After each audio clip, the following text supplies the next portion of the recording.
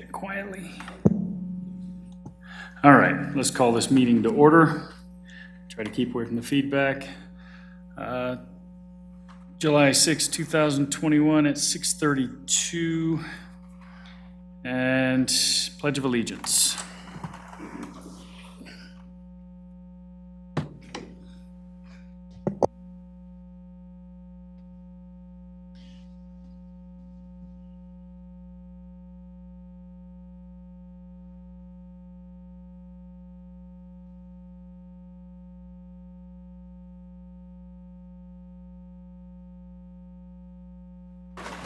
Roll call, please. Mayor Mahoney. Here. Mayor Pro Tem Ott. Here. Trustee Kimberly. Here.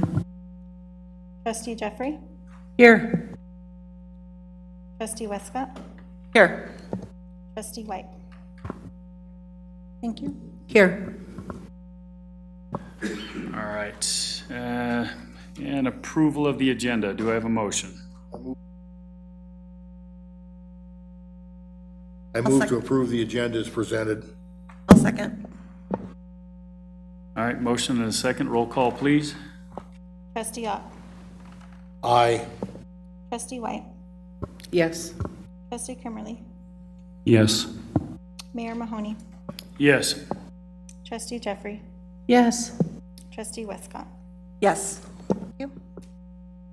All right, now audience business.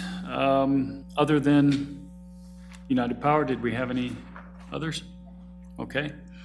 In that case, gentlemen, You have the floor. or at least part of it. Yeah. I'll take that as a compliment. Did you hear that? They called us gentlemen. Take it. Thank you, Mr. Mayor. Loosely used term. All right. Fair enough. Fair enough. Troy Whitmore with United Power. I'm the Government and Regulatory Relations Officer. I brought with me our Community Affairs Rep, Tom Green, who's going to give you a little bit of overview of why we're here tonight. And I'll try and stay back from the feedback bird just a bit. We're just tickled to death every year to make the rounds to our municipalities, or as many as possible, to present retirement of Patronage Capital for this year. And we did it a little bit earlier last year and this year to help a little bit with the COVID relief needs in all of our communities. So Tom will explain a little bit about that overall working of how that's done. And somebody here is going to be a lucky recipient of a check. So I don't know which one of you are going to win that arm wrestling match for that, but we'll leave that up to you. But I did want to let you know, I have 3 community affairs representatives at United Power under my jurisdiction. And the gentleman that served this area very well for many years, Jay Mendoza, as most of you know, has left employment at United Power and went up to the cooperative to the north of us in a similar position. So a big loss, and there's been a lot of questions about the replacement process from folks here in Keensburg and Hudson and Fort Lupton and even further to the west. And I just wanted to assure you we're getting very close to having that position filled, and you will have another community affairs rep on board, hopefully sometime in August, depending on how things work out with that. Meanwhile, if there's any needs that you have, your new manager knows Tom very well, and certainly call either Tom or I, and we'd be happy to help you in the interim. And the interim should be fairly short now. So, thank you for your time and attention. Here's Tom. Mayor and trustees, thank you. This is our annual opportunity to speak with you and demonstrate what we call the cooperative difference. As you know, United Power is an electric company operated as a cooperative. And although we provide electricity to homes and businesses like a traditional utility, we're actually owned by the people who purchase our product. And we call them members, and we're governed by an 11-member board of directors that's elected directly from the membership we serve. Our 900 square mile service territory extends from the mountains of Coal Creek and Golden Gate Canyon, along the I-25 corridor and Carbon Valley region, to the farmlands of Brighton, Hudson, Keensburg, and Loch Buoy, and stretching out to the northern Commerce City area just outside of DIA. By the end of this month, and actually at the end of June, United Power energized their 100,000th meter, and that represents more than 300,000 people that are in United Power service territory. And that, of course, includes the town of Lockbuoy and all its residences, businesses. We serve you as a not-for-profit electric cooperative, and that means we want to provide our electricity at the lowest cost possible. And if there are any excess earnings, we call them margins, and we allocate them back annually to our members. And as our cash position allows, our board elects to retire those margins and return them to our members in the form of capital credits.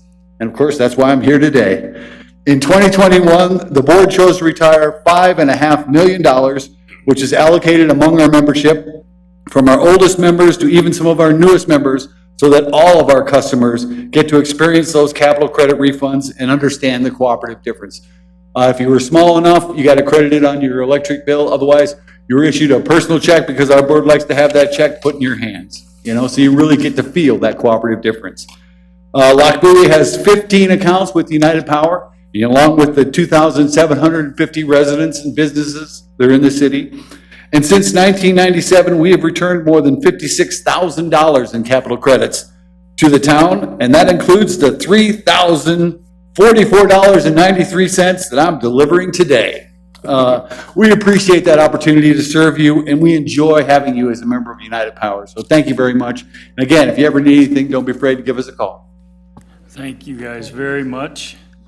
And Crystal, go ahead and pay the power bill with that.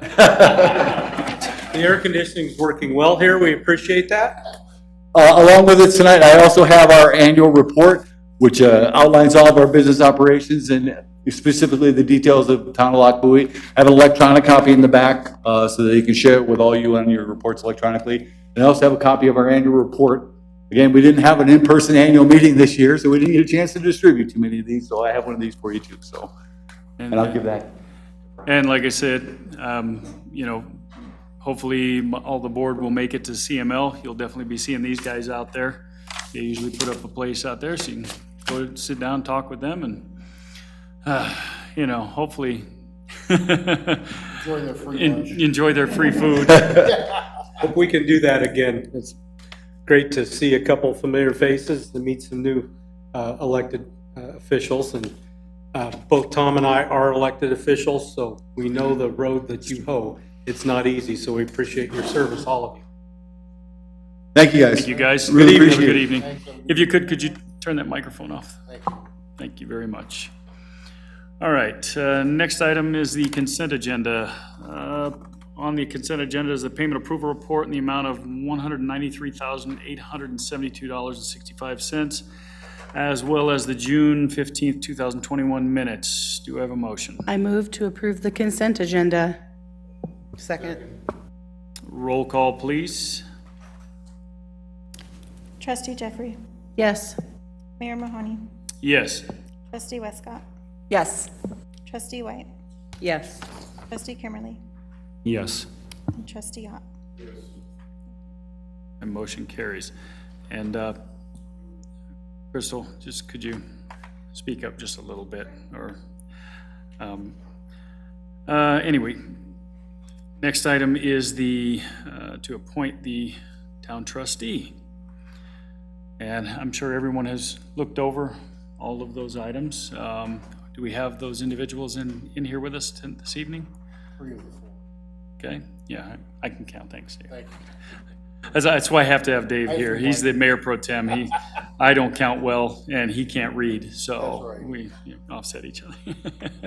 So, well, if you would like to say anything, by all means, you're welcome to step up to the podium and introduce yourselves, if you would care to.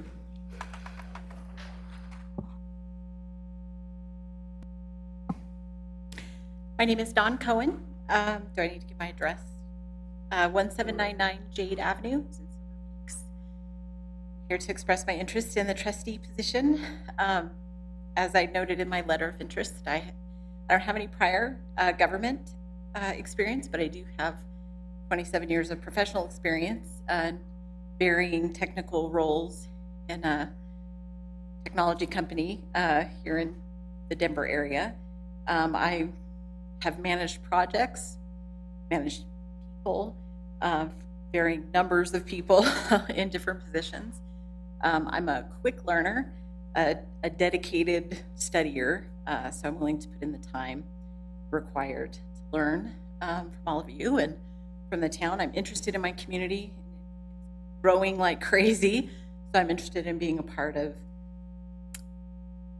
watching that happen and just being a part of making that something good. So thank you for your time.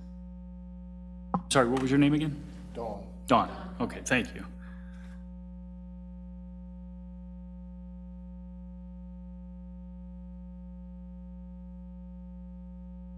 Good evening, all. I'm Joanna Pruitt. My address is 785 Indigo Street. I'm in Silver Peaks as well. Thank you for inviting me in this evening and giving me this opportunity. I want to just kind of go over really quick. Since I was very young, public service has been very close and dear to my heart. So this is something that I saw a call for and a need for, and so I wanted to address it and come forward and provide my time and effort and hopefully some of my expertise to not only help the residents, but the business owners, current and future, because I believe what we do now is going to help build a better future. Some of my experience, I worked for the state of Colorado for over 20 years. I retired as a crime and strategic analyst. I also have worked on impact studies, surveys, and reports.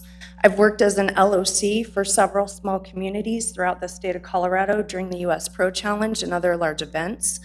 I was the logistics section leader, chief leader for the state patrol for the USA Pro Challenge and some of the Bikes Across the Rockies events. So those are large events, and I did work with the communities and help them with their impact statements and surveys. I also have worked as a project and program management supervisor. I've managed multi-million-dollar budgets for the state of Colorado, so budgets are something I'm very familiar with. And I just believe right now that it's my duty to step forward as a citizen and work for our local residents and business owners. Thank you. Does anyone on the board, well, actually, we had one email today. Who was that emailed and said they? Okay, so it was Jeremy that isn't going to make it in. Okay.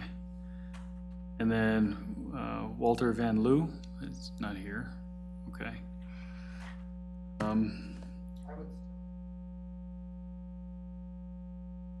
Please turn your microphone on. I would still like to have Jeremy considered for the position. It's very unfortunate that he was not able to be here today, but he did, as you guys were notified via email, that he did email me when he got injured at the job and he found out he was on his way to the emergency room. And then he was able to contact me again right about 5 o'clock and notify me that his foot is contorted and he's being sent home on pain meds. He's not able to drive. So his wife was taking care of the driving and he was not able to be here. But I still feel like he is a very strong candidate for this position based off of the letters and personal experiences that I've had with Jeremy over the last 3 years with the HOA and outside of the HOA, just being a community member. Okay. All right. Does anyone have any questions for any of the people that are here right this evening? I just wondered if we had heard from Walter about why he's not able to be here tonight. No, I did not hear anything from Walter. And I didn't see that email. I don't know if it was shared with everybody or not. I sent the email to Mayor, Crystal, and Jamie because I thought if I sent it to everyone, it was not supposed to be that way. So she does have it, and I think she printed a copy of the letter if you guys want to see the timestamps, but it was an on-the-job injury from today. I was glad that he at least contacted us and said he wasn't going to be able to make it. Again, just would really like you guys to consider him as a possibility.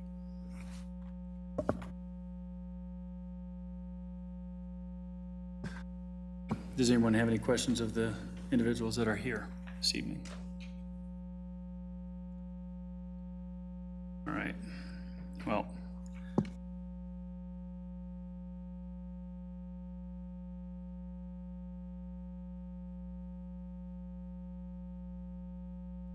with that being said, I'll open up the floor for any nominations. I'd like to nominate Dawn Cohen. I've known her for a number of years. She's very responsible and very interested in the community. I'll second that nomination. I worked with Dawn on the events committee for a couple of months or however long that lasted, and I really appreciated her. She's got a real eye for detail, but she's also really constructive in her feedback. I really appreciated that about her. I've also seen her be she's not on our HOA as a delegate, but she has attended many of those meetings, and she is responsible for noticing an error. I don't know if it was an error, an oversight in one of the budgets.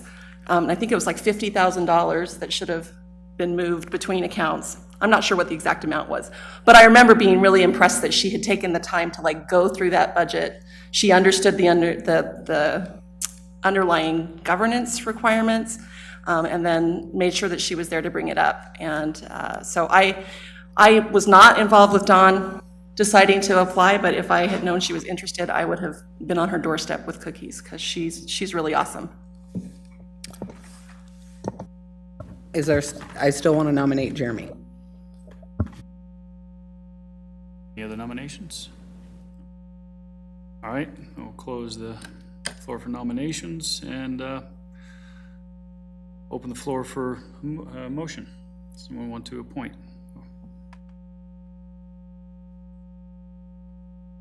Does she need a second? No. Yeah.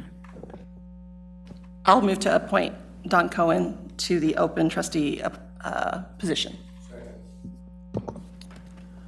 I move to appoint Jeremy. Well, we've got a motion right now. There's a motion on the floor right now for this one, so. With that, all in favor? Aye. Aye? So we're Yeah, 'cause clear that we have a Yeah, majority. they're not. So then, go ahead, roll call. Trustee Ott. Yes. Trustee Kimmerly. Yes. Trustee White. No. Trustee Westcott. Yes. Mayor Mahoney. Yes. And Trustee Jeffrey. Yes. Thank you. All right, and motion carries. Well, looks like Dawn Cohen is our new trustee. Mayor, Go ahead. will she be taking a seat this evening? If so, if we I could don't take see why not. if we took a quick break, she could take the oath of office, which is required before she. Are you up for taking the seat this evening? Okay, Mayor, before we move on, may I really want to thank Ms. Pruitt. well, go ahead, go ahead. I know that putting yourself out there is not always easy, and I really appreciate your civic sense of responsibility. And I've noticed some of the good things that you're doing within our community, and I just want to know that I really do appreciate that. And I hope that if we have another opening, that you'll consider running, and looking for that seat. Thanks. And with that, as Mr. Rand just pointed out, we'll take about 5 minutes here, and we'll get prepped. Time is now 6:50, and we'll take a 5-minute break. And you get ready, we'll come back in, and you'll get sworn in, and then later on, sworn at. That's right.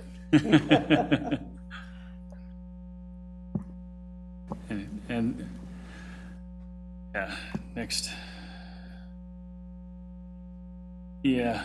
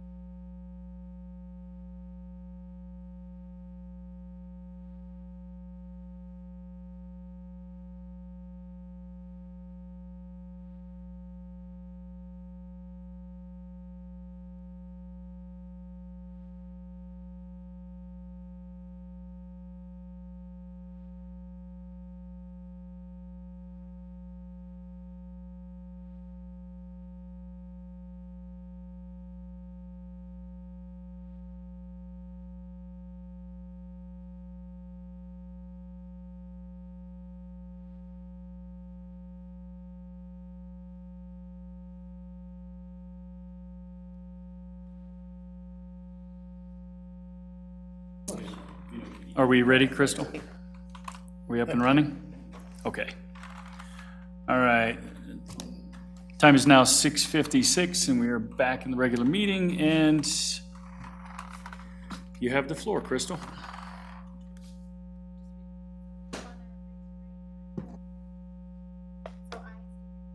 I, Don Cohen,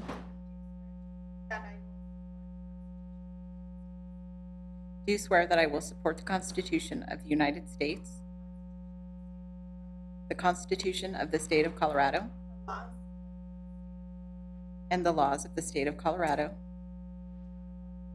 and the town of Lochbuie.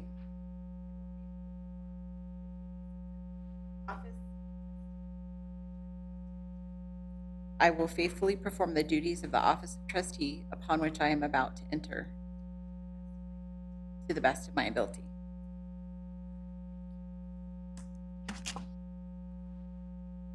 Welcome.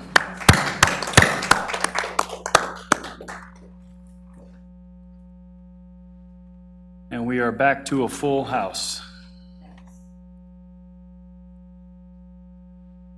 And not just all the ones who were applying, but you as well, thank you for applying. You know, we don't have a lot, usually have a lot of turnout when we have openings. Usually it's 1 or 2 people at most, but we had 4. And what was really nice, seeing the pool of candidates is, the backgrounds and everything else is really impressive. I'm loving to see that. Anyway, now we move on with the rest of the business. Welcome. What's that?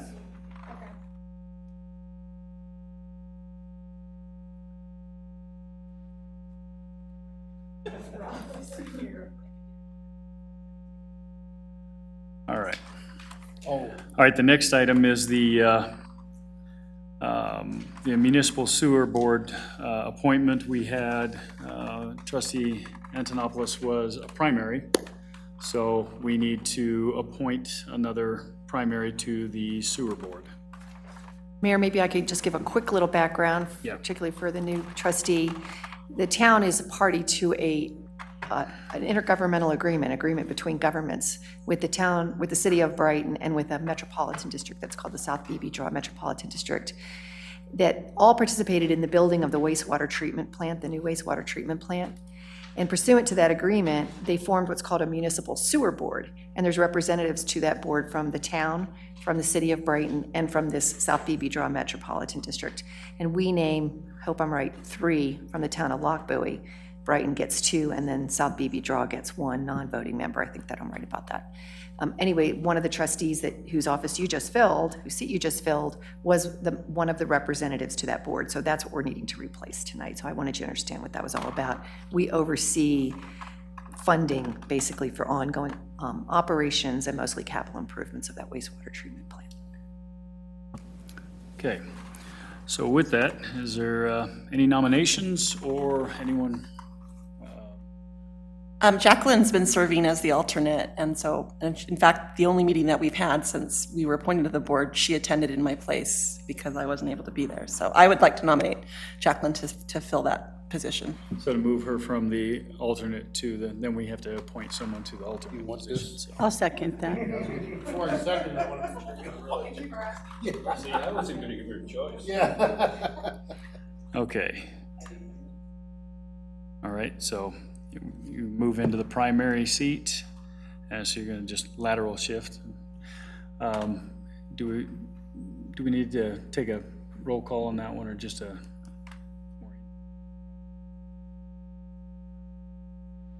Yeah. All right, so with that, we'll do a roll call.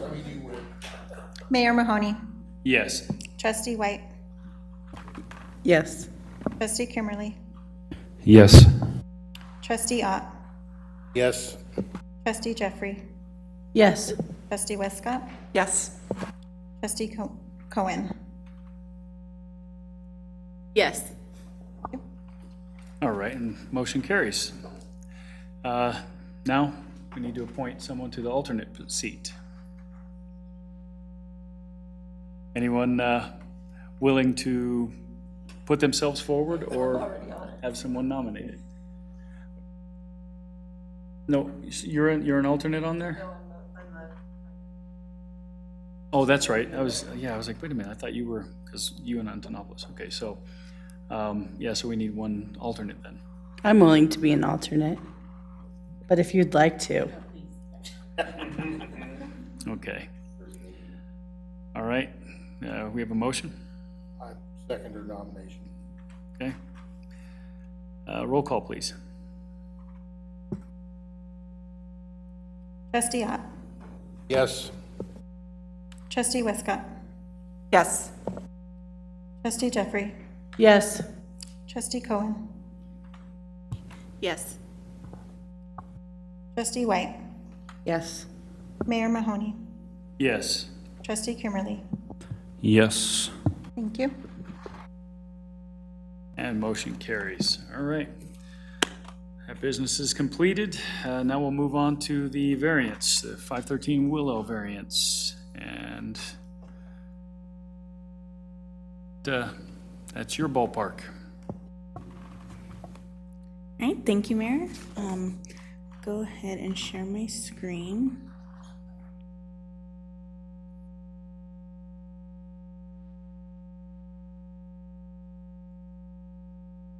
Okay. Good afternoon. My name is Sonia Thornton. I'm the building permit technician for the town of Lochbuie. I would like to introduce into the record the following exhibits: affidavit of publication, proof of posting, application for variance, and staff report. I will be giving a brief overview of the zoning variance request submitted by Clayton Homes on behalf of the property owner at 513 Willow Drive in Lochbuie. This presentation summarizes key points of the staff report included in tonight's board packet.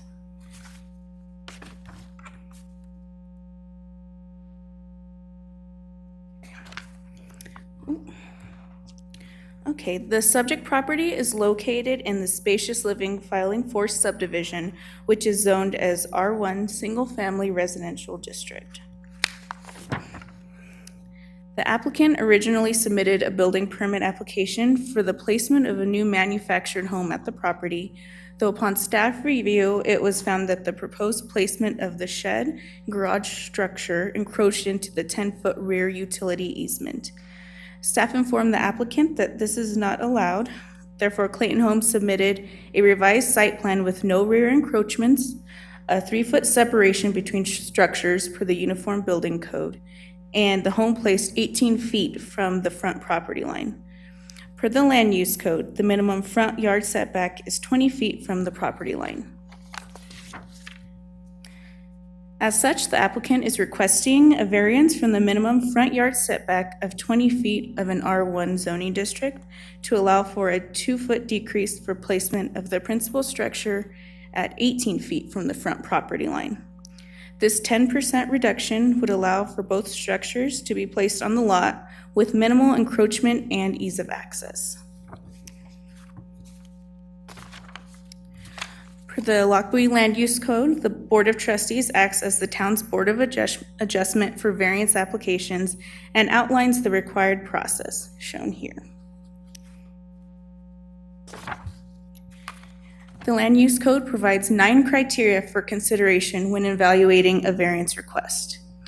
Upon review, staff has determined that the variance request will not be detrimental to the public good, will not create conflict with the comprehensive plan, will not impair the intent and purpose of this Chapter 19, will not alter the essential character of the neighborhood or district in which the property is located, shall not diminish the value, use, or enjoyment of adjacent property, and is the minimum variance that will afford relief and is the least modification possible of the provisions of Chapter 19.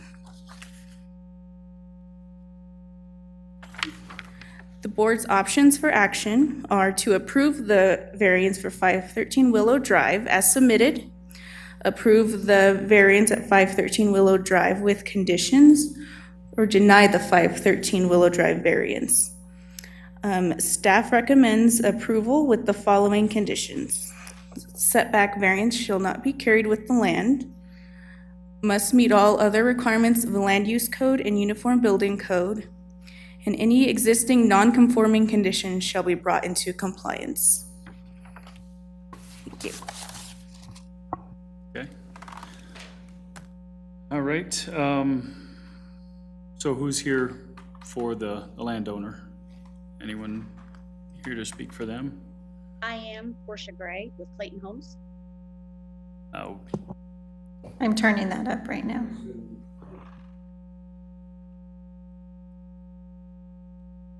go ahead. Hi, my name is Portia with Clayton Homes. I am representing the landowner for 513 Willow Drive.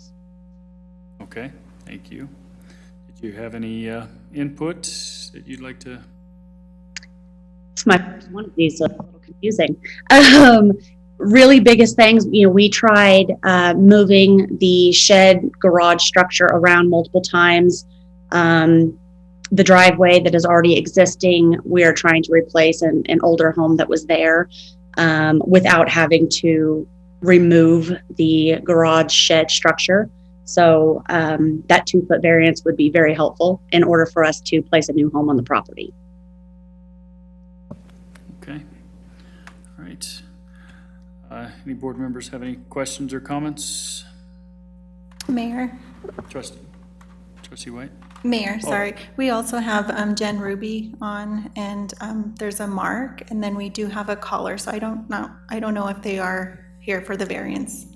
I'm gonna Okay. ask them. Wouldn't think Jen Ruby would be, but.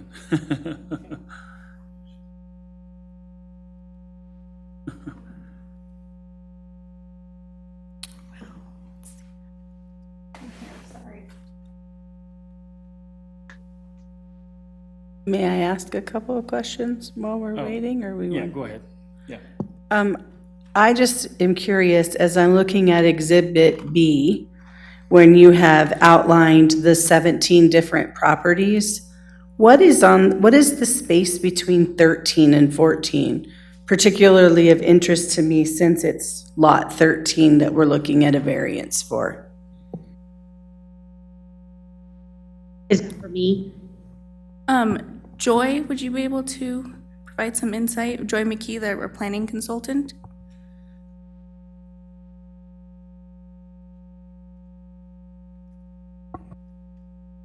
Board adjustment. You're no longer the Board of Trustees, you're the Board of Adjustment. My name is Joy McKee. I'm the consultant planner that assisted Sonia in putting the report and Portia and getting the application before you this evening.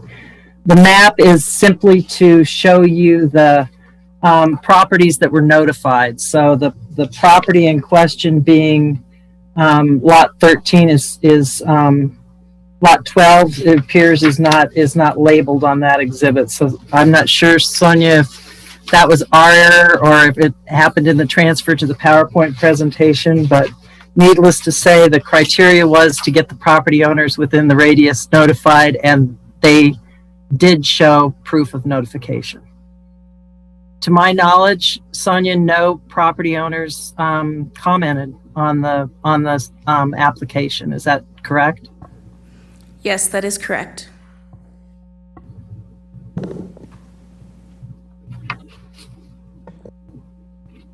Any other questions on the notification process?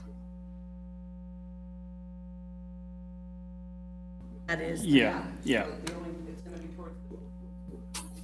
Correct.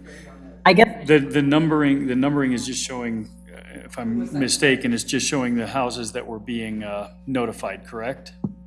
correct. And so the numbers corresponded to the list that we gave the applicant, not to the lot numbers. So that may be the confusion. They were given, we farmed the list for them to do the mailing. Thank you. That was where the confusion is. I appreciate it. Have any other? Go ahead. Trustee White. I just wanted to mention, I personally think it's great that this house is being redone. I've been down that street on Cherry quite often. I have a friend who lives just past that number 5, that first house there that was just redone as a redone modular, like what they're trying to do here, actually by the same builder, and it was done very tastefully. It definitely made the street look better, and I think it would be a great addition to have in that neighborhood as we're looking to remove some of these older homes. Thank you. Okay, anyone else have anything else they'd like to? Yeah, well, you know, I go through these and I'm no stranger to these at all when it comes to the variances, and I just, you know, my only struggle is when you're coming in, you know the lot size, and then you're wanting to build, you can't go back, you're moving it forward because you're into the easement in the back, but then you're gonna keep it the same, keep the buildings the same size and move the whole thing 2 feet forward. I'm okay, I fully understand where you're coming from with a caveat of, you know the size of the lot, and now you're putting a house on it that doesn't fit on the lot and building another building that doesn't fit on the lot. So, you know, most of the time when we do variances, it's because there's a hardship of a shape of a lot. What makes this lot special, or what's the major issue with the size or the shape or anything? What makes it stand out as being a hardship and needing to be moved forward, other than the size of the buildings? Really, the only reason we're needing the variance is so they can hold on to the garage that they currently have on the property. So that they do not have to demolish it or remove it from the land. So that is why we're needing the additional 2 feet so that we can maintain the 3 foot space between the garage and the home. The home fits just fine without the garage there. All right, thank you. Thank you. Yeah.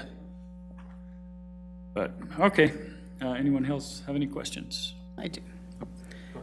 Probably for you, Sonia. Why is it 20 feet? Why isn't it 18 feet and not causing an issue? And what issues could we come up against down the road if we accept this variance?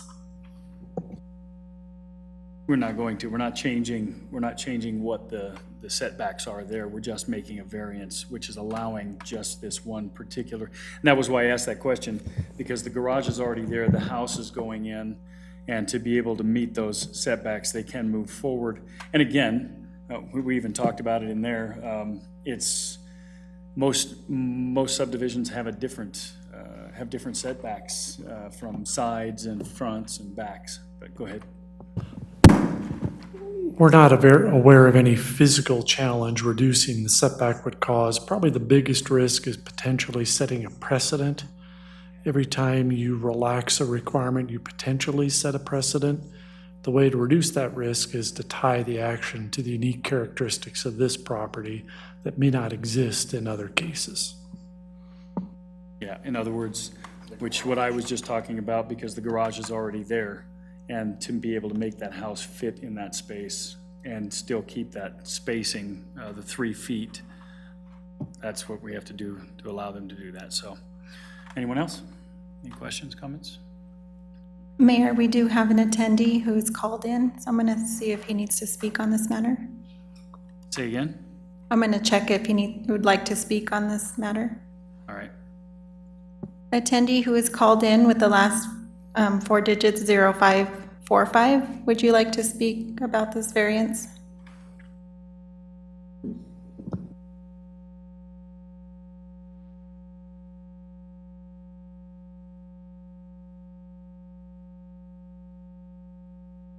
You'll need to unmute yourself if you'd like to speak.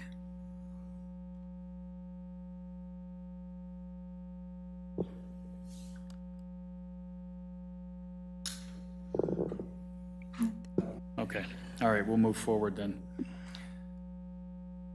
And with that, actually, did you have anything else? I just did want to point out, though, just for future, I know a lot of adjacent municipalities, they do have a kind of an administrative adjustment if there's going to be a difference of 10%. I know the city of Brighton has that, so we wouldn't need to do a lot of variance requests. I just thought the board should be aware of that. just for future reference, if you'd like to take that into consideration. Just I know a lot of the newer, especially with the new ordinance for manufactured homes, the requirements, they are required to be wider as well as longer to fit the manufactured home definition. Therefore, I'm just kind of want to bring that up in case residents are wanting to replace older homes with the newer manufactured, that this could come up again. So I just wanted to bring that to your attention, that there is something with 10% administrative adjustment that might be So then that would an be option. something we would have to work into the code. So, okay. Correct. All right. Thank you. All right, and those speaking for Clayton and for the homeowners, did you have anything you wanted to add? No, sir. I think that about covers it. Okay. All right, with that, I will entertain a motion. I move to approve the variances requested. Second. Trustee Ott, just want to make sure that your motion either includes the conditions that staff suggested or does not include the conditions that staff suggested. I move to approve the variance with the conditions that staff suggested. And second. All right, motion and a second. Roll call, please. Trustee White, Yes. Mayor Mahoney, Yes. Trustee Jeffrey, Yes. Trustee Kimberly, Yes. Trustee Westcott, Yes? Trustee Ott, Yes. and Trustee Cohen. I'm abstaining. Oh, okay, thank you. And motion carries. Thank you all. Thank you. Move on to the next item. Mr. McBroom, Community Development Project Consulting Professional Services Agreement. Thank you, Mayor. Good evening, trustees. With the retirement of Mr. Stamey, Mr. Stamey and I have discussed the value he may be able to bring to the organization in a consulting capacity, given his extensive knowledge of community development projects, not only projects that are currently in process, but perhaps more importantly, projects that have an extensive history with the town. It was wonderful to have a month overlap with Mr. Stamey. We are planning to hire a new community development director before the end of this month. Mr. Stamey could be a great resource to the both of us in providing information, insight, quick answers to questions that might take us a long time to research at old plan unit developments, old development agreements. So I believe there's great value to the town in retaining Mr. Stamey in that capacity. Given that I'm still relatively new, I don't know to what extent we would need to utilize his resources. So the desire to have the board approve the agreement is to have him available to us should we need him in that capacity. Mr. Stamey is willing and able to do that for us, and so I would recommend approving this professional services agreement. Okay, questions or comments? Trustee Westcott? So just to be clear, we're hiring a community development director. This will not be the position that Mr. Stamey is filling even as a consultant. He's basically we're going to use his services as we need them until the new person is fully on their feet, or even after that, if there's questions about ongoing or institutional knowledge type concerns. Is that correct? That's exactly the intent. Okay, Trustee Kimberly? I was hoping you would talk longer because I was trying to verify my questions. Just two quick ones. From memory, it just talks a lump sum. Is there an hourly? Yes. Okay, I could have missed that. Okay, thank you. And secondly, just for my clarification, your memo said fiscal year 21. In my world of nonprofits, that's the fiscal year that ended 6 days ago or 7 days ago. So I just wanted to make sure, clarity, are we talking July and beyond and not June and backwards? Correct. Okay. Thank you. This number fits into, is this within the auspices of that position that was put in place at the beginning of the year? Is this number the maximum of $20,000? Is he being paid out of that? Or are we coming out of another line item? Do you know? So it would be within the administration budget, within the general fund, through a combination of money that was budgeted for salaries and monies that was budgeted for consulting services. So you've created it. Okay. All right. I was just wondering how we were. Okay. I do think it's important to note too that many of the services, if it's planning related, community development related, we tend to push through to the developers to pay the applicants that make, so those would be things that would be reimbursed to the town. Excellent point. Of that not to exceed figure through the balance of this year, it's my rough assessment that perhaps half of those hours would be billable back to specific development projects. That makes me even happier. Any other questions or comments?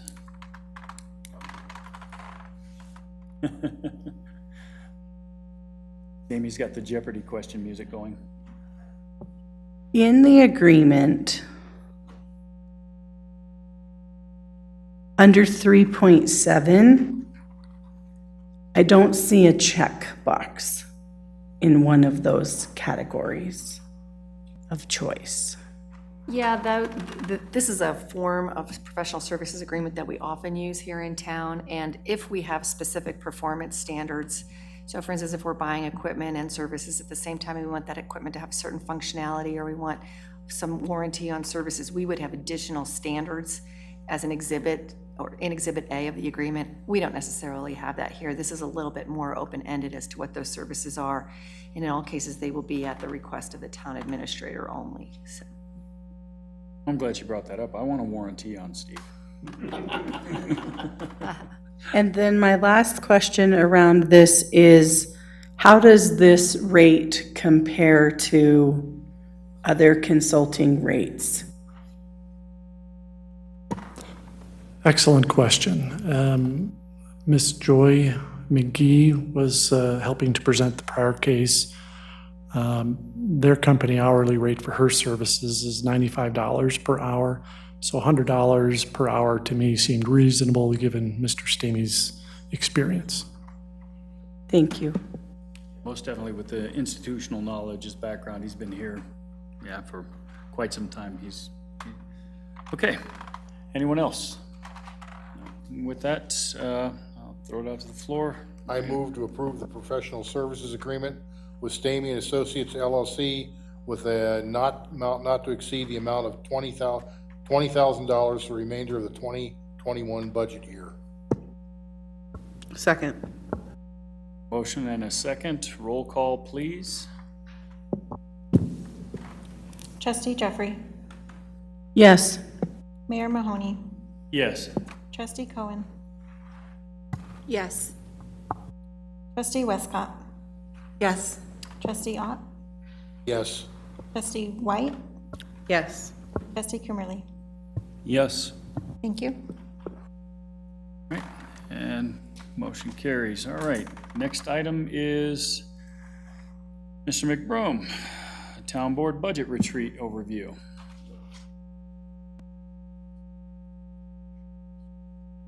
And for our new trustee, we will be, we're doing our retreat on the 17th, so I hope you'll be able to make it. It's a Saturday, so if not, fully understand, but essentially what our retreat is we're gonna be meeting Saturday morning and talking over and discussing where we're going, what we're trying to do.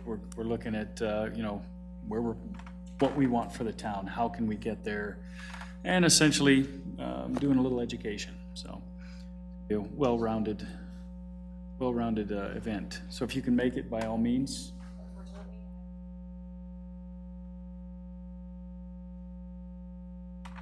Well, that's fine. And also the CML, Colorado Municipal League, is an educational thing for elected officials.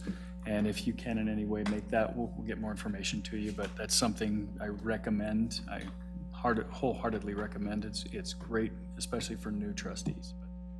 You have the floor, Mr. McBroom. Thank you, Mr. Mayor. We included these slides in the packet. This is intended to be preparation for the budget retreat coming up on July 17th. Thank you for making yourselves available during what is usually a busy summer season for everyone. Trustee Cohen, I hope you are available Saturday, July 17th. We're springing that on you. Oh, sorry, I missed that side conversation while I was getting my slides up. I wanted to walk through some information tonight, ask you to do a little bit of homework in advance of the retreat on the 17th, and then share the work that we're doing behind the scenes to prepare. So we will be sending you some information later this week. We are working hard at the staff level, pulling together information that will be useful to you at the retreat, an overview of projected revenues, what I would call a baseline operations budget, projecting our expenses into next year, department overviews, key obligations next year that we've already committed to that's important for the board to be aware of. This information will all be sent to you by the end of this week. We'll also be sharing with you priorities from the administration standpoint, things that we think are important that would be part of the recommended budget. The board member homework is for each of you to be thinking about priorities for next year and beyond. I would say no more than about 5 items, but this is an informal effort. So if you have more than 5, that's okay. But I think around 5 is about right. It would really be helpful to send those to me in advance. So we would be sending you some information at the end of this week. Then by the end of next week, or actually by the middle of the following week, if you can send your short list back, that'll give me a few days to put it all together. Look for common items, things that seem similar, organize all the items so that we can then talk through those during the day on the 17th. I would suggest we are going to spend some time on the 17th talking about funding sources, but the main part of the homework for you is to talk about priorities more on the expense side, things that you think are important for the town to be doing, either from a service standpoint, from a project standpoint, and list those out so we can talk about them. In addition, I've laid out a rough agenda for that day, but I do have some questions for you to see if we're hitting the mark and would be meeting your expectations for the retreat. Since I'm new here, I've taken what little information I have and tried to put something together that would be useful. So the first thing we would do is gather, have some breakfast, agree on some things right up front. There's lots of ways to have a retreat, so it's good for us to agree at the front end how we're going to go through the day. Have some basic ground rules for how we're going to work together on that day. We'll take a little bit of time at the start of the day reviewing some of the most important information that we'll be sharing with you later this week, just to kind of tee up the whole day. We would include in that some administrative, our overview of what's important from an administrative standpoint. Then we would like to jump into the priorities that the board members have shared with me. That would be the first time that you'll see them all, but we'll walk through those. And then the idea is, and there's various ways of doing this, but start actively discussing and trying to get all these things in some sort of relative priority order. There's a whole lot of things we could do. There's only going to be a few things that we're going to be able to do. So the process Saturday is to try to narrow that list down as a precursor to starting to assemble the 2022 budget. I would suggest And I will back up with that and just remind everyone that that is what we're doing, is essentially planning for next year. Because this year's Yes. budget is done, and we're going to be looking to what we can do into the next year. Excellent point. Funding processes and everything. And in fact, normally this effort happens earlier in the year. Because of the transition change, we're doing this a little bit later in the year, but still a really important effort for all of us to try to reach some consensus on big priorities for 2022 and beyond, so we can factor that into building a draft budget. I would suggest we keep working through lunch, keep refining priorities after lunch, and then spend some time before we break talking about funding sources. The challenge in our town and in every community is there's never enough resources to do all the things we really like to do or things we believe we must do. And so it's fair to have some discussion about how to fund some of the key things that you'd like to accomplish either next year or over the next several years. This is just a draft agenda. I've not worked with you all before. I don't know if this is a reasonable amount of time. Generally, I like to put together an agenda that has more time in it than we really need. It's always nice to finish early instead of running long. So that's an initial draft agenda, but it all leads to some key questions to help us finalize our preparation on the staff side and make sure that it's a worthwhile day for you on the 17th. So the first question is, does the schedule and the information that we would send out ahead of time, does all of that sound reasonable? Have we missed anything? Does the schedule that day not work? Should we try to move through these items a little quicker that day, or does 8 to 3 sound about right? So that's kind of the first bundle of questions. Any feedback about that? The reality is, done enough of these, and I know it all depends on us as to how quickly we get out of there, the discussions that go on. And, we can get pretty involved. You can put 3:30, but I've seen them go longer than that. That being said, I think most time we usually closing up around, because most of the time we've done them with Don Sandoval, had him come in and hosting, and Mr. Sandoval can run us along. He's entertaining, but he can definitely run us along. Well, certainly another factor, not to tip our hand with the information we'll be sharing later this week, but there's not going to be a whole lot of excess revenue next year beyond funding town operations. So although that's disappointing, it helps priority setting because there won't be a whole lot that we can do from a revenue standpoint, hence the need perhaps to have a discussion about potentially exploring other revenue sources. So that'll help because we will have somewhat limited resources next year. I think the set time is if you say 3:30, we know we're going to end before that. So I think that's a reasonable benchmark. So I have on here 3. Do you think 3:30 makes more sense, or should we leave it at 3? 3 is fine. 3 is fine. We'll leave it at 3 o'clock, and it's up to you all. If we end up wanting to stay longer, that'll be perfectly fine with us. I'm sort of wondering, again, as somebody who's new to all of this, I'm wondering if it would actually maybe be, I think it would be more helpful for me, but not necessarily for everyone else, if we maybe had a shorter meeting and then planned on having a second follow-up meeting, because I feel like I'm going to have things that I want to think about. And so that's just my personal. But that's the thing. This meeting is to set the goals and get the board's priorities in line. It's not locking it in place, but after that, yeah, there are things later on you can come back and say, well, that, I thought about this, and then you bring it before the board and we discuss it, and it can be refined. It's a fluid goals list, essentially. But we're definitely, what we're trying to do as a board is figure out where our priorities lie based on what we have as far as resources. And that's going to be the fun part. We have a finite amount of money. We want a rec center. We want this. Is that reasonable? Those are, where are we at on the trails? Where are we at on so many different things? And that's what we're going to be discussing and whittling that down and trying to figure out where we're going.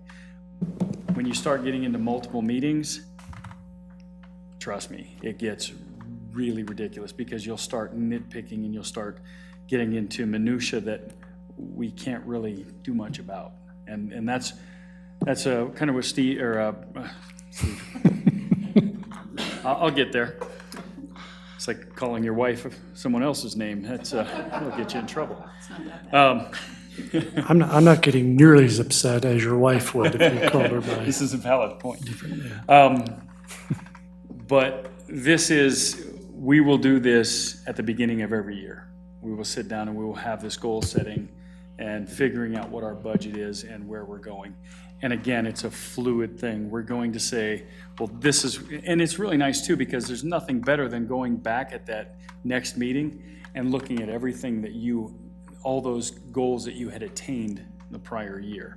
So it's, we're not locking anything, and it's an informal meeting. It's not an official meeting, but it's a goal-setting meeting for us.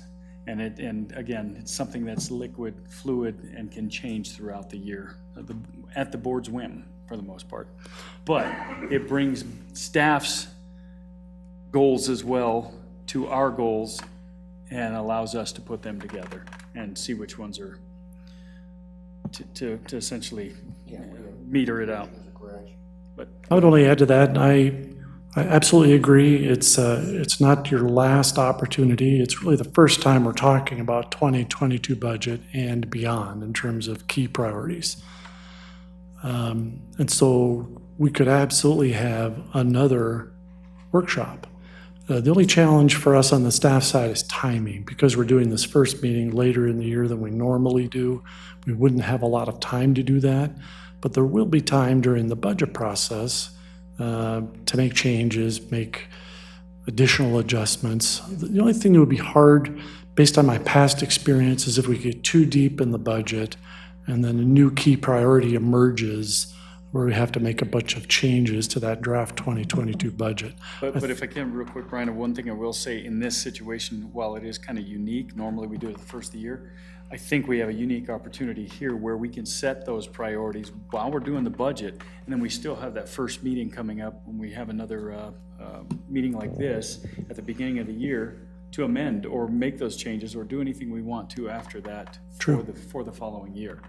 So it's certainly quite possible. Some of the things we discuss on the 17th won't necessarily be 2022 budget items anyway. They may be bigger, longer-term initiatives we'll be starting to work on. But all that to say, it's not your last opportunity on the 17th. Yeah, we'd like some consensus from the board so we can start roughing out the budget, but there will be other opportunities to weigh in throughout our shortened process this year.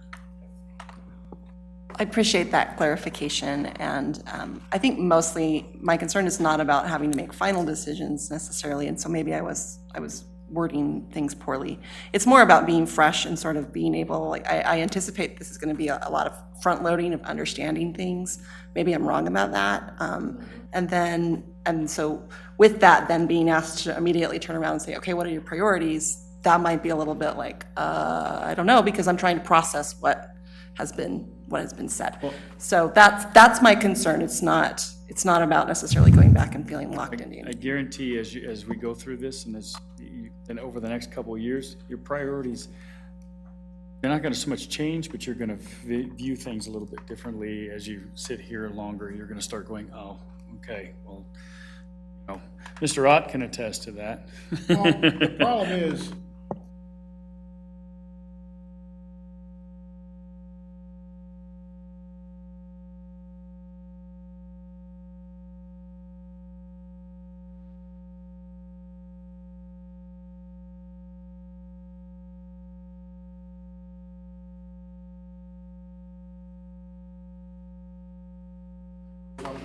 I'm not exactly sure what it is, but there are guidelines in the state that get this done already. And although Mayor Pro Tem is spot on, this is the proposed schedule that we've laid out, there is an opportunity to have a longer roll-up-the-sleeves session on the budget before we ask you to take any action on the draft budget. So even though it's a little bit compressed this year, given what I understand is more typical for the town, there's an opportunity to do that. And Trustee Westcott, I like the idea, which is not revisit what we discuss on the 17th in a formal meeting like this, but try to find a way to have, even if it's a shorter workshop session, to talk through the budget and some of the key priorities in more detail. I think that would serve us all well. Before we do the budget itself. Before we have to begin formally adopting the budget. But you can see we've got a little bit of time.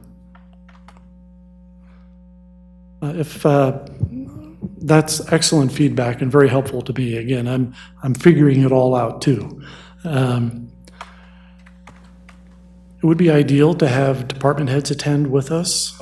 I've worked in other places where it's a good idea or it's not a good idea. I think it's a good idea. Not only can they help answer questions, shed light on topics, it benefits them to hear your discussion. It helps provide really meaningful context to them. So is there any? Well, it's always good to have them because they have the view from where they're at, from what they're doing, and they may have a view that we don't see, and give us their, or see it from their eyes on certain projects and things of that nature.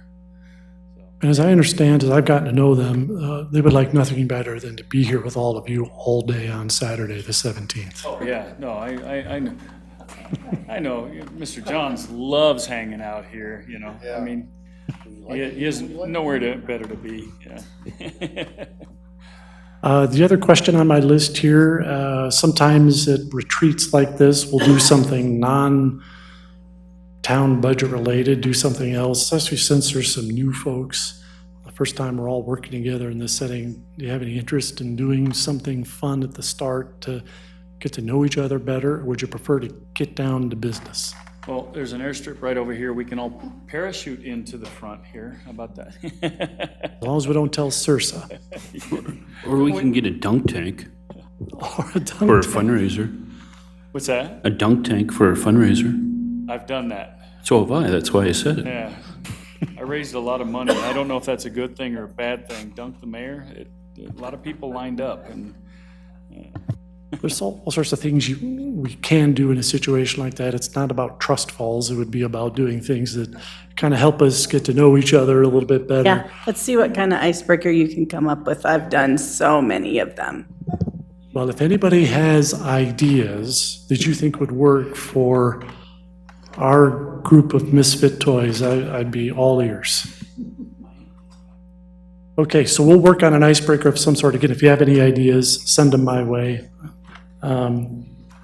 What else? What else were you expecting to have on the 17th that you don't see here?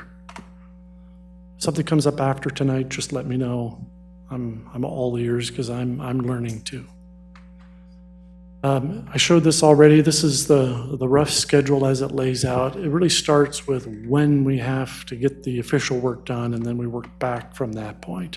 So again, the timing's a little bit compressed this year, but we still have time to not rush important decisions. This is the most important thing the Board of Trustees does every year, which is rough out and adopt the budget. It's a key set of priorities and expectations for the following year. So in my opinion, it's the most important thing you do, and I think we have enough time on here for you to do it well and do it thoroughly. So thank you for your input tonight. We'll keep working hard on our end. Expect to see some information later this week that's intended to load you up with information, and then start thinking about priorities that you can send to me by the middle of next week, so I can again put it all together and get it back out to everybody before the 17th. Any questions, just give me a call. Thank you. I'm wondering, once you invite the department heads and we have a final head count, can you just let me know what that number is? Of course. Thank you. And lunch is prime rib and lobster, right? You should probably We're flying send in an the email lobster from about Maine. dietary or food allergies. Great comment. If you have allergies or dietary needs, would you send me that information? We would be looking at a modest breakfast, modest lunch that day, so that we can keep doing important work for the town without having to break and leave and go somewhere to eat. But yes, if you have restrictions or particular requests, just please let me In know. that case, I can only eat lobster and prime rib. We'll have to redo the revenue numbers. Yeah. Redo the budget for next year. Actually, you know what? We'll cancel Steve's contract and we can pay. All right. All right, thank you, Mr. McBroom. Yes, thank you very much. And let's move on. to the Mr. Ramey. Thank you, Mayor. Temporary water interruption, really? You just causing all kinds of trouble out there. Well, just so you know, I'm not allergic to either steak, lobster, or bologna for that matter. So I'm available for any kind of eats. Yeah, we need to shut the booster station at the water plant down so we can switch out that valve that we tried to do on March 9th. I recognize that I didn't get this to you guys soon enough to get onto a monthly bill, but we're getting to the point where our pressure is only leaving at 60, 65 PSI at the water plant, and a lot of that has to do with this pumping out of service. It's going to take us 20 minutes to shut the system down to where we can pull off the blind flange, put on the new valve, put the blind flange back on, make sure everything's okay, and then we can start it back up. I've looked at the flow rates over the last month as well as last year during the heat waves, and we can do this without lowering the pressure in the system below 30 pounds at 2 a.m. in the morning. What I would say is that it's going to be important that we contact the HOAs, the elementary school, all the big users, as well as the town itself, that on the July 20th, which was when we'd want to do this, to shut your sprinkler systems off so that we don't deplete regular homeowner pressure. So I would just like to get permission to put it out on the website, send notices to all the HOAs, anybody we could possibly send to say, shut your sprinklers off the day of the 20th at midnight, and so we can shut this thing down and get it fixed. Okay, so this is the whole town then? That As far as, say that again? That is correct, yes. Okay, any questions or comments? Yeah, I mean, it has to be done, and if we don't, we're gonna have more issues, so I don't think the board has any issue with you moving forward and making it happen. All right, I work closely with Crystal since we've got a few weeks to get this out to make sure we identify any high water usage. I'll work with Mr. Johns as well. Anything that we can possibly get the notice out to say, hey guys, on this night, just shut down while we do this. It's only going to be from 2 to 4 a.m. is all we're asking for. We'll start at 2 a.m. Hopefully we're done at 2:20. Yeah, famous last words. Yeah. So, all right, well, yeah. Like I said, I'm not seeing anyone who has any hard feelings over it. I think we need to get it done, so yeah, let's move forward. All right, thank you. I'll provide a update at the meeting on the 20th of where we're at. The guys most likely will be over at the water plant being ready to go, but I'll give you an update on the 20th. Okay. All right. Thank you, Mr. Ramey. Thank you. Okay, next item is the town administrator's report. Thank you again, Mr. Mayor. Just as a reminder, the month of June, per my original employment agreement, I was working part-time for the town. I've transitioned to full-time as of July 1st. So this is my first administrator report. Still getting a feel for the report and the information that's useful to the board. But here's a few highlights of things that have occurred since the last board meeting. Happy to answer any questions that you might have. Questions or comments? Trustee Ott? What's going on with the fire department in there? Carport. There are a couple of things happening. what's happening on our side of things, I've been exploring with Weld County's building department the possibility of Weld County handling the permitting for that structure. They may have more options than we do, so that's one option that we're exploring on our side. I know from the fire district side, they've been having some professional inspections of the structure themselves to help substantiate their position that though it may not have a building permit, that the structure is safe. So we're still working together to try to resolve it in some reasonable manner. I don't have a timeline, but both sides are continuing to work together to try to solve that problem. Anyone else? Oh, Trustee Westcott? So the little weather-related problem with the Oasis night brought to my attention that I'm not aware of any kind of an after-hours contact.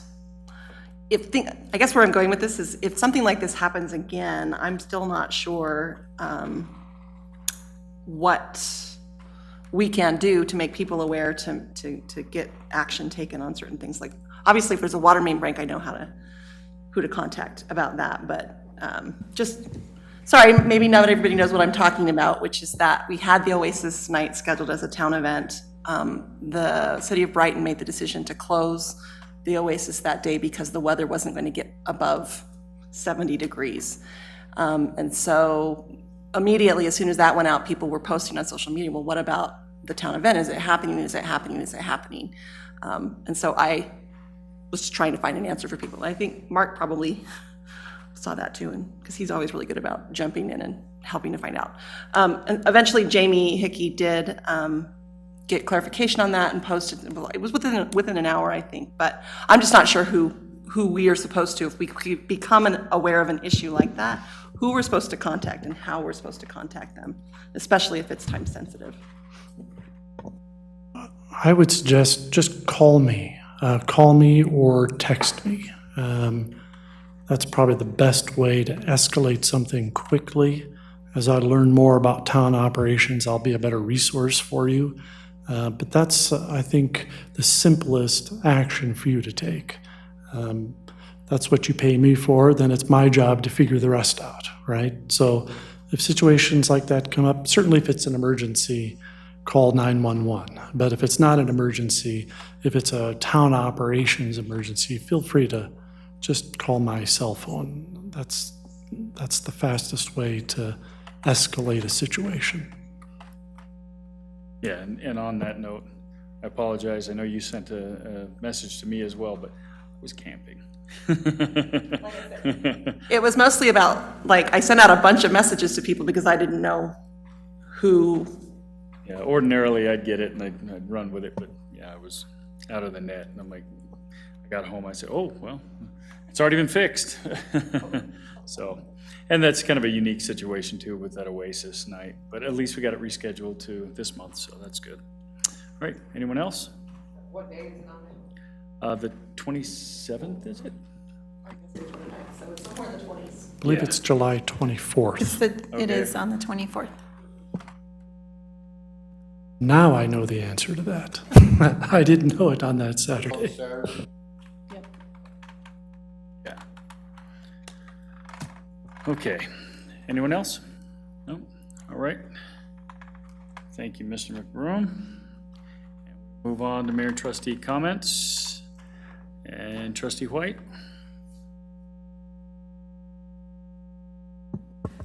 Yes, I've got, I guess, a question more than anything. I am curious about how, say, for instance, this is something that's come up with the heat wave that we have.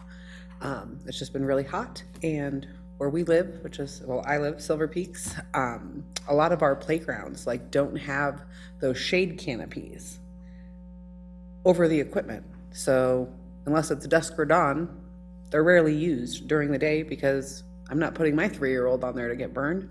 I've contacted our HOA and they've just told us that it's not a requirement. So I'm wondering, how do we go about making something like that a requirement? What would we do? It's not so much as a requirement, the one park in Silver Peaks with the bus canopy. I actually built that with the HOA money. And you can go to your board and you can request them to do that. And you know, it's through an HOA process. So, I mean, you guys can do a lot of stuff in there. But I guess my concern is, I'm surprised being out here in the prairie where we have no trees. Why is that not part of our building code when people are building parks, that they're required to have shade canopies? Or we've had the other instance in town of sidewalks not being completed because that's not part of our building code. Why are those not things that are in the code? And if there was a consensus, I guess, amongst trustees where other people also felt like those were important things to have added. How do you go about doing that, making a change to the code? What's the process, I guess? I don't know, we can. I would say, and Ms. Duran can correct me if I'm wrong, that sounds to me like it's generally within your legislative authority. The challenge would be making it retroactive. You could create new standards for new subdivisions, new parks and new subdivisions. Things like sidewalks, those are certainly within the board's area of authority. I completely understand that. I guess I would like more information on how to do that, because those are a couple of issues that I'm concerned with as a community member. Within my own neighborhood, I know that May can attest to how many times I've brought this up at our HOA meetings, and they never have any straightforward answers besides we're following Lochbuie code. And if it's a code problem, then the code needs to be addressed. Yeah, but again, within your HOA has the purview, the ability to do that as well. But you got to get, no different than here, you got to get a majority to go with you on it. And that's, and be willing to make that expenditure. I can speak with just a minute, if you don't mind, just a little bit of particularity as to Silver Peaks, because Silver Peaks is governed by an annexation agreement and then PUD, Planned Unit Development Regulations, that require a certain number of parks and land dedication for parks, and does, I believe, have some standards, maybe not the canopies. We do have a couple of parks that are going to come online here in Silver Peaks that we're going to be getting concept plans to approve. We'll have to analyze the annexation agreement to see whether or not we can make an argument that they have to put something like canopy structures in there. But of course, then there's also the issues of ongoing maintenance and who's got the responsibility for maintenance of those parks. Because I believe in some situations in Silver Peaks, the HOA maintains the parks, and in others, there's these sort of like centralized parks that are dedicated then to the town. And, just the addition of something like that costs money. And again, that's a matter of budgeting and priority for the board as to whether you're going to find the funds then to support what I understand to be an important priority for you, and that I understand that. And so it's a balance, I guess, is what I'm trying to say, right? Developers have rights. Those were contractually agreed to years ago when they came in. We can work with the developers to try to push the envelope maybe a little bit on some of those, and we can, but we have to be really conscientious then moving forward that everything you build, you have to maintain, and maintaining stuff costs money, and it's usually from the general fund, sometimes from the CT. Yeah, well, and those parks that are maintained by the HOA then has to maintain those things, but then if they transfer over to the city, then the city has to maintain it, and again, funding and things like that. I just want to piggyback a minute, which is just that the sidewalk issue over there is something that we continue to be frustrated about, because there are lots that are in the middle of the neighborhood that are across the street from the school that don't have sidewalks. And Trustee Westcott, I'm going to stop you on that one. We're going to come back to you, but Trustee White, it was your moment to speak, so did you have anything else? No, I appreciate the information. I understand we can't, go back. I was just thinking moving forward, because as you mentioned, I do know there are some new parks that are going to be coming up, just talking to Jen Ruby, and it's just a concern of mine. I think if it's something we could nip on the front end when they're being installed and not have to make homeowners do what we're doing now and go to these meetings and do all this back and forth with the builders and the HOAs ourselves, if it was something that was a town thing. Just like I said, we're in the prairie. There are no old trees in the neighborhood that are giving shade to these developments that are being built, and we're not being good, I feel like, stewards to people that are moving in, buying homes, knowing that, we have these parks, and now I'm telling everyone it is a problem, so we're aware that it's a problem. I think we should try to address it as best we can through the ordinances. That's it. Thank you. All right.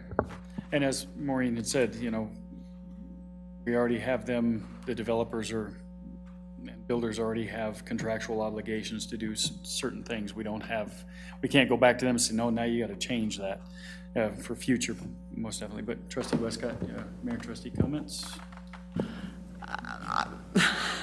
Mostly, I'm interested in pursuing that question about sidewalk ordinances throughout the town. I'm curious about that, because that does affect our neighborhood specifically, and so I'd be curious about that as Well, well. let me just ask you this. I'm not too sure what you guys are speaking about sidewalks. What do you mean not having to do sidewalks? So this is something that's been very frustrating to residents of Silver Peaks, which is that right across, so it's catty corner from Meadow Ridge Elementary School.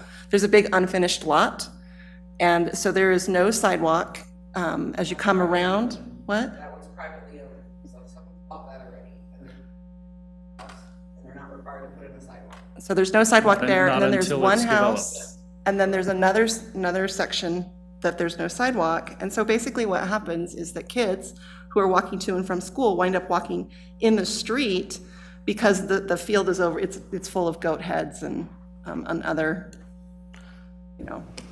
hazards, I'll just use that word. And so that's, as we've brought that up numerous times with the HOA, the response has always been, we can't do anything, it's not our property, it's not our problem, essentially. But I do think it's a safety concern because, as I've mentioned, kids are walking in the street to avoid that lot, and it's right across the street from the elementary school. This would be a great example of something to discuss on the 17th, because from a high level, the goal is to fill in gaps in sidewalks around town. So that's a broad policy goal. Well, there's lots of ways of going about accomplishing it. One is through the town's ability to create land development regulations, but there's other ways to do it. Other communities will budget funds to fill in gaps. Even if it's adjacent to vacant land, at some point that land will develop, they would normally be required to put the sidewalk in, but the town can always budget money and put in sidewalks ahead of the adjoining property owner being required to do it. But it's a great public policy discussion. If that was the most important thing on the board's list, we would budget some money for that. Even back to the shade structure example, maybe we're not paying for shade structures, maybe we're creating some sort of grant program to encourage HOAs to put in shade structures. So it starts with, well, what is it that we're trying to accomplish from a high level? And then we set about trying to figure out how to accomplish that. So I think it's a good thing to add to a list that we could discuss on the 17th, because there's a number of ways of solving that problem. Well, I appreciate that. And once again, I just want to say thank you to the town staff. You guys are doing a tremendous job. I really appreciate Mark and his Mark Johns and his willingness to just get back to me anytime I ask him a question. That goes for everyone, but he specifically took care of a couple of things in terms of maintenance this week, and I appreciate that. So thank you. All right. Trustee Kimberly? I have nothing. I'm still trying to get used to being back in civilization, but it's good to see y'all. I'm glad to see at least you still have all your fingers, because there's a lot of bandages there. I don't know, is that from playing too much guitar? Oh, absolutely. Okay, all right. All right. Around the campfire. Yeah, Trustee Ott? I have nothing. I have nothing, thank you. All right. Trustee Jeffrey? So I'm excited. The library board was very excited to meet our new town administrator, and Mr. McBroom is going to come to the next library meeting with me here in just a couple of weeks. So that's very good. And then I would be very interested in pursuing and supporting what our code enforcement person mentioned about that administrative, I guess, like where they could, that 10% either way that they could just approve without having to come to us every time. So I wondered if we might be able to, I see lots of nods, if we could sort of give that direction to start working on that maybe? That's another 17 topic. It might be just from the sense that it would require a fair amount of staff time. The good news is there's lots of examples out there of other communities that build in what's called a minor modification. It can be for setbacks, it can be for parking, it can be for landscaping. the way it's normally set up is the board authorizes it through amending the code. The staff has the authority to modify the requirements a little bit, provided it meets certain standards. So you're giving up a little bit of your authority, but you're doing it with pretty tight criteria associated with it. It can really help solve problems. One of the downsides of zoning is it tends to be very rigid, so it's something I highly recommend. Then the last thing is, I just wanted to give Crystal a shout out. Like having had to just jump into that role and cover everything and figure out all the technology and make sure we're getting packets and everything. You've done an awesome job, and I wanted to thank you publicly. Thank you. And Trustee Cohen? I don't have anything, thank you. What? You have no issues of the day? Little blank stare over here. All right. And I just simply want to say welcome. Glad to see the seat filled. I think you'll enjoy what we're about to do, and we're embarking on the next stage here. So with that, I will entertain a motion to adjourn. So moved. I move we adjourn. He moved it over here. He didn't have his microphone on. That's right. I'll second. So you can pick your motion, you can pick your second, but all in favor? Aye. Opposed? And we are adjourned at 8:07.